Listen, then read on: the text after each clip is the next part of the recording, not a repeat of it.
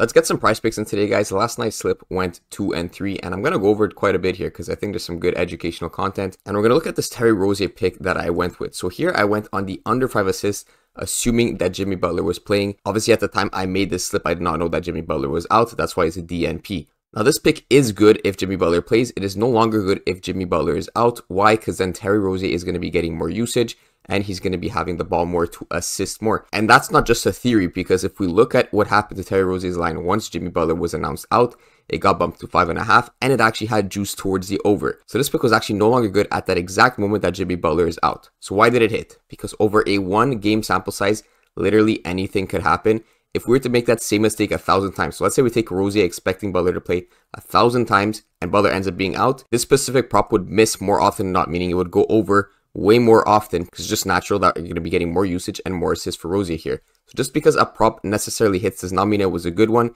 In this case, the slip actually went wrong, at least in terms of the Miami stack that I was going for. So it's important to understand that concept as, is my pick actually good or not? You have to find picks that are good in the long run, not really on a day-to-day basis. I'm not even going to say this Rozier pick was good, even though it hit. Now for the OKC stack, it went the complete opposite direction. So you can see right here, I lost 3 props, but in my head, I consider it as losing 1 prop because I wanted all these 3 guys to hit together. Now in this specific case, the opposite game script happened. So I wanted a game script where SGA was kind of popping off, getting most of the points and dropping more than 30 points, maybe even like 35, 40 points. And that would allow both Chet and Jalen Williams to go under their respective props because as I explained in yesterday's video, SGA scores a lot of unassisted points, so Jalen Williams would not be getting assists, and Chet would have less usage because SGA would be having all the usage. In yesterday's case, the complete opposite happened. I'm pretty sure SGA even had a tackle that not even hit, so that is why they all hit together. Now, if we run this multiple times, you're going to see there is going to be games where SGA is having these over 29.5 point games, where the other 2 are kind of standing back. In this case, it was the opposite last night. So I hope that makes sense. I think it's really important to understand how these slips kind of come together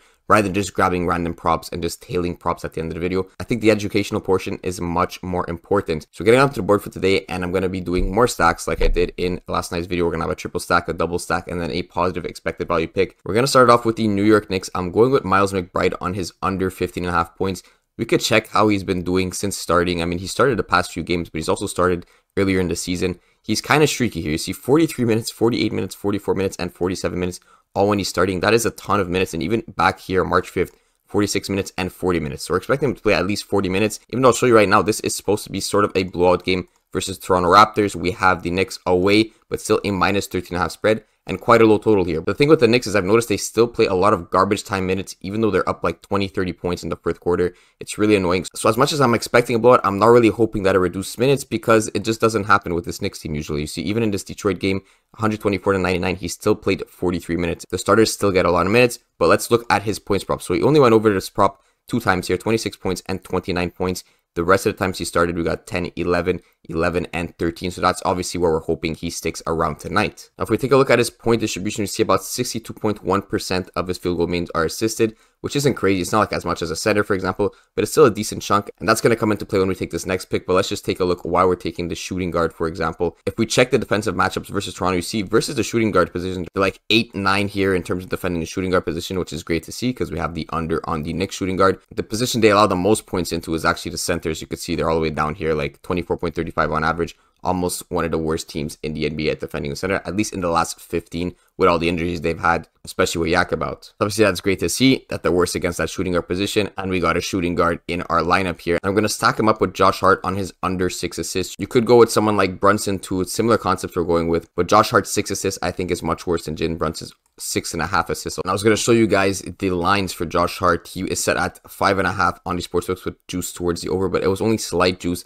I can't show you now because as I was recording, I mean, Mitchell Robinson is now listed questionable. They just ripped off all the Knicks props on the sportsbook, so I can't even show you what I was looking at, but I don't really think that's going to affect anyone's lines. This was the expected lineup either way, and we got Mitchell Robinson, game time decision. I don't believe Mitchell Robinson will affect Josh Hart or McBride's lines that much, so I'm still going to go with what I was going with, Josh Hart on the under 6 assists, and we just check the props on sportsbooks once he's back, and you're going to see set at 5.5 assists, compared to Brunson, who's set at 6.5 assists, both on sportsbooks and price picks.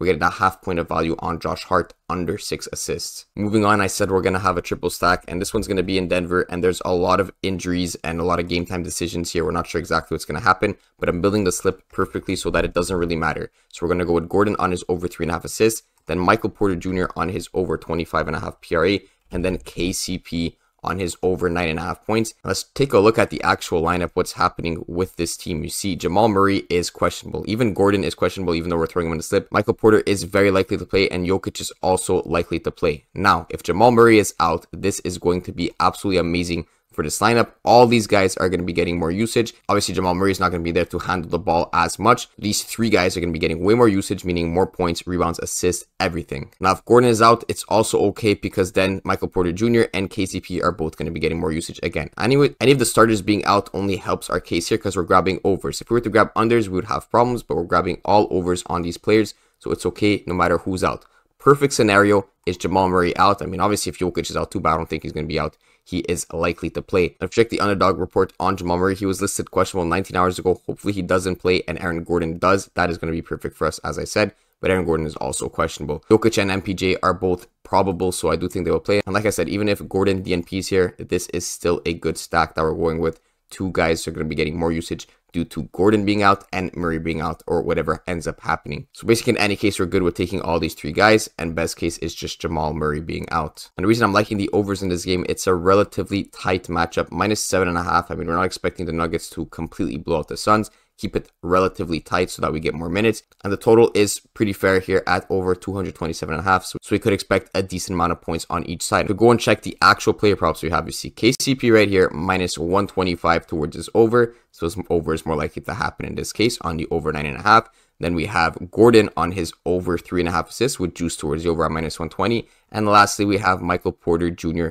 down here with juice towards his over once again. So we have three props that are all juice towards the over. We have a nice, decent, high-paced matchup, as well as no blowout potential, as well as Jamal Murray potentially being out and bumping all three of these lines. So this is an absolutely perfect triple stack. I'm absolutely loving it. And then we got, obviously, the Knicks stack we're going with. How are we going to end it off? We're going to go over to the Houston Rockets and grab Thompson on his under 13.5 points. Now, this is a very simple pick. Not much going to go into it, has absolutely no relation with anyone. But if I go to odds juice here and I show you the value on Thompson, he's also on underdog right now at the under 13.5 points. You can see -126 fair odds or 55.75% likeliness for him to go under his 13.5 points. If we go and check him on Bet365, for example, you can see -130 juice on his under 13.5. We know the under is the play. All the data points towards Thompson's under 13.5 points. It's the more likely outcome. This is the full 6-man slip. Good luck, everyone.